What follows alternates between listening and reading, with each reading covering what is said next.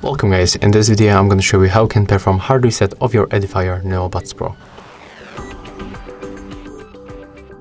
So when you are on the application, you have to click on the settings gear icon in the right upper corner and then select the option factory settings.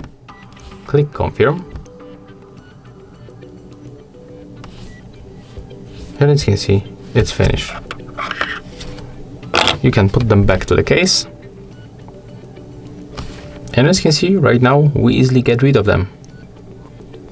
So that was very simple, as you can see, very fast. No any problem with the buttons, so kind of the combination.